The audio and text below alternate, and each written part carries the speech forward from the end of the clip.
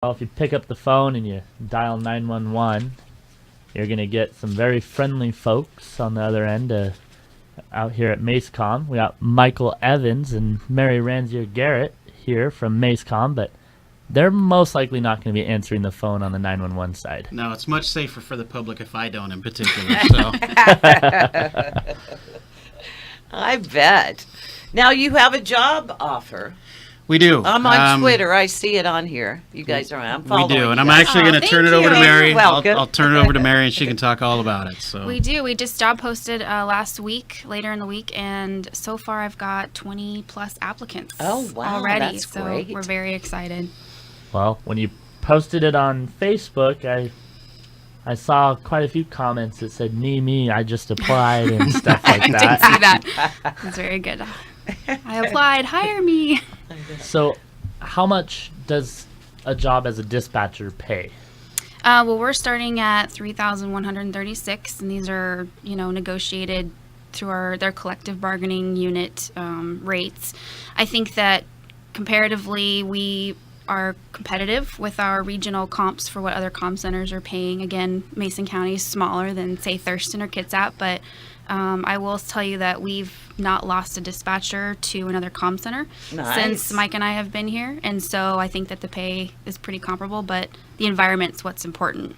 Is there any experience necessary? What kind of experience would you need? No, all I need is a GED or high school diploma and an 18-year-old. Oh, right on. Well, I'm 18 and I have a high Well, school Caleb, diploma. finish your application Right. and you can go. He would be good at that, too. He would be good at that. I know. No, we're creating two lists. So we're creating an entry-level list, which those are the basic requirements, and then we're also creating a lateral list. So if there is previous experience in a 911 dispatch center or environment, absolutely. Very Throw your name in the cool. hat. So now we were talking off mic earlier. You got a lot of calls about the fires out here. 911 Yes. calls. Crazy calls. Yes, lots of crazy calls. And- The sheer volume, I think, for especially the Hamma fire, just Yes. because of the smoke haze, people don't necessarily know what's going on, inundates us very quickly. Well, I know when the sheriff was in here and even the fire chief, it was if you see something, say something. Yeah. That was their, but if you're seeing the same thing, you don't have to keep calling, Yes, there's a fine line, but I'd rather someone call than not call. Right. Which is why we try to keep our, Facebook and Twitter updated. So, hey, we have reports of this smoke, or we have reports of low-flying aircraft, or whatever, yes. so that people don't call over and over again if they don't need And to. you did get calls from the Richard Russell that stole the airplane from Seattle. We did. We did get a few low-flying aircraft calls since he was right off the Hood Canal. I know. He was looking for the mama orca pushing the baby around. Yeah, and he said how pretty our Olympic mountains are. we're looking at the Olympics, he wanted to do barrel rolls. Listening to him on that, it's almost like you like him because he could be any one of us, really. I mean, they talked about mental health. He worked there for 3.5 years, so I don't think he had problems before he got there. Not saying that the job maybe made him that way. I mean, things happen in life. All of us go through stuff. All of us are going through stuff. So it may just have been his time that he, snapped. But he seemed very well liked. He said he was very loved. He had family and friends, So you never know about people. No. But when you listen to him on that, you just feel sorry for him. Like, you kind of like him. Like he's your neighbor or your buddy or, Yeah, you're like, oh. the FBI investigation will be interesting. Yes. So- yes, definitely. With MACECOM, how long are the shifts usually for a dispatcher? They work 12s, and it's a rotating, so many 12s and then a 10-hour shift thrown in there to even things out and keep it under 40 hours a week. It's good in that it rotates through, so everybody gets every other weekend off. In theory, you have to be fully staffed for that to work, though, is the problem. And you guys currently are not, right? No. Yeah. Well, we are. I mean, everybody's hired. They're not fully trained yet. So we have 4 in training at the moment, which is about 25% of our staffing. So that's a large number of people Big to have in hit. training. So And it's it's not- a tough time. And that's like learning codes. You're going to have to learn a lot of Like, Yeah. They literally learn everything. Yeah. You know, we take them from scratch, like we talked about earlier, and so, you know, we have to teach them geography. You know, we have to teach them the county if they don't already know it. We certainly have to teach them how to use the equipment, how to use the radios, how to answer the phones. You know, medical procedures. You know, the actual process for answering those, etc. So there's a lot to learn, and really fast applicants will get it in about 6 months, and most are more like 7 or 8. So it's an intense period. And one of the problems that I guess would plague a 911 center would be that there's a high turnover rate in the job. Yeah, industry-wide across the country, that's an issue. So what else is going on with the dispatch center?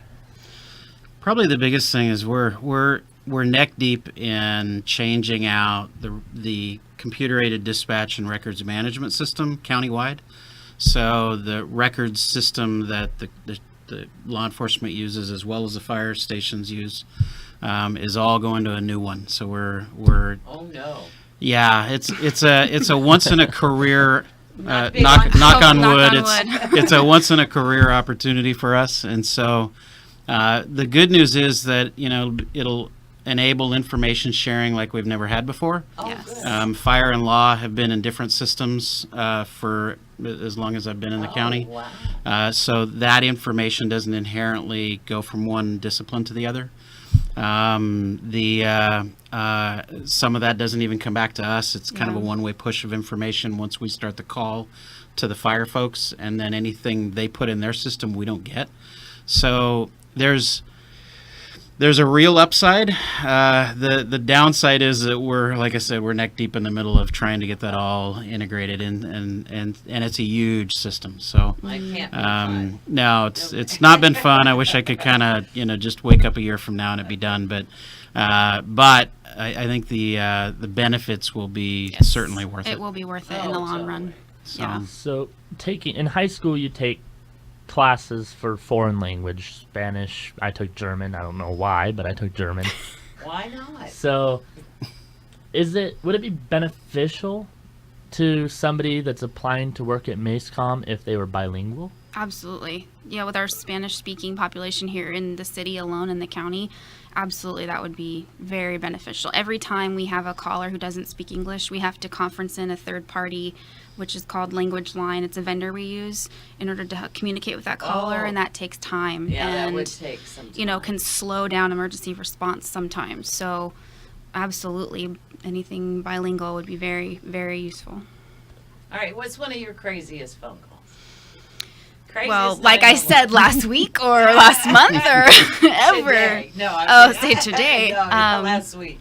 I would say the low-flying aircraft took the prize last week. Yeah, I bet That you. was, the FAA said we have a confirmed incident in a stolen aircraft, and I called Mike at home and said, "Oh, I hope it doesn't crash in Mason County." Oh, I know it. That was a fear, and so Yeah, I think everyone was like, "Oh my goodness." that's not an Terror- everyday call. Terrorist kind of thing. How many calls did you get on that? Do you remember?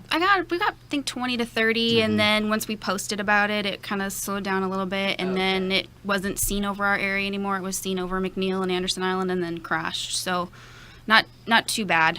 Now, normally when someone calls in to 911, you see it on TV all the time. They're all screaming out, "Send them now! Send them now!" You know, you guys have already figured out some information and dispatched what needs to be dispatched. So what actually happens is that while the call taker, so we have a call taker and a dispatcher, a law dispatcher as well as a fire dispatcher. So when a call taker is actually taking the call, the dispatcher oftentimes is actually already dispatching it. So while we're still on the call with the caller getting more info, the units have already been notified and they're already en route. So it's a pretty quick process most of the time, provided we can get some basic core information where you're at. Yes. Location is huge, as well as the basic what's going on. And I think a lot of people have the misunderstanding that you know where they're at. 'Cause they got the Absolutely. phone on. Yeah. It's a Yes. cell phone. So Because Uber knows where you're Right, at. absolutely. Yeah, Google it doesn't knows work where that you're way. People don't understand that technology is proprietary, and so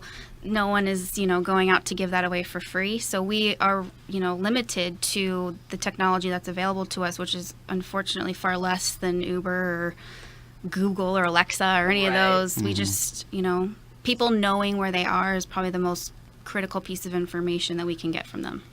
And just try and stay calm when Yes, you're on the if phone. 'Cause possible. A lot of the times you're not able to understand what Mm-hmm. the person's saying because they're freaking out over whatever it is that's going on. Absolutely. So And the just stay dispatchers, calm. the call takers in particular, are very used to that, and, Yes. and they're really good at calming people down and trying to get that core data.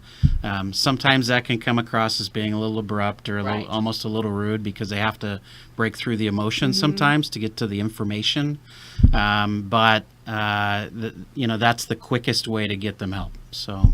And we do teach them that on the job. They learn exactly how to control a call, what questions need to be asked. I mean, all of that is part of their on-the-job training. Yeah, the caller may want like sympathy or, something from that person, and all they're trying to do is get information, So Yep. it's not them being rude. They're just trying to get what Yeah. they need, Because I've Absolutely. heard, you hear these celebrity 911 calls or whatever on TMZ, and they're just, they're just straightforward, real calm, just the facts. Absolutely. Yeah. Very And dragnet. already dispatching. So Yeah. don't keep saying, send one now, send one. Yep. It's already coming. Yep. No, the questions are not slowing down what we're doing at all. No. Right. So the one thing that I am curious about, is there a time that is there a even line split between calling 911 and calling the non-emergency line?